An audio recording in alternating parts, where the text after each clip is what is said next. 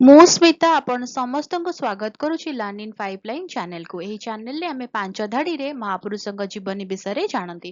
ଯେତେବେଳେ ପାଞ୍ଚ ଧାଡ଼ିରେ ଜାଣନ୍ତି ଅଧିକା ଜାଣିବାକୁ ଇଚ୍ଛା ହୁଏ। ଯଦି ଅଧିକା ଜାଣିବାକୁ ଇଚ୍ଛା ଅଛି କମେଣ୍ଟରେ ଜଣେଇବେ। ଆମେ କ'ଣ କରିବା ନା 10 ଧାଡ଼ି 15 ଧାଡ଼ି ବା ଲମ୍ବା ଏସେ ମହାପୁରୁଷଙ୍କ ବିଷୟରେ ନେଇକି ଆସିବା। ତାହେଲେ ଆଜିର ଭିଡ଼ିଓରେ ଆମେ ଜାଣିବା ଆଉ ଜଣେ ମହାପୁରୁଷଙ୍କ ଜୀବନୀ ମାତ୍ର 5 ଧାଡ଼ିରେ। ଶାନ୍ତିଲତା ବାରିକ 1958 ମସିହାରେ ପୁରୀ ଜିଲ୍ଲା ଅନ୍ତର୍ଗତ ବିଷ୍ଣୁପୁର ଗ୍ରାମରେ ଜନ୍ମଗ୍ରହଣ କରିଥିଲେ। ସେ ଜଣେ ପ୍ରସିଦ୍ଧ ଗାୟିକା ଥିଲେ।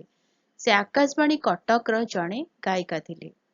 ସେ ଓଡ଼ିଶା ସଙ୍ଗୀତ ନାଟକ ଏକାଡେମୀ ପୁରସ୍କାର ଗ୍ରହଣ କରିଥିଲେ।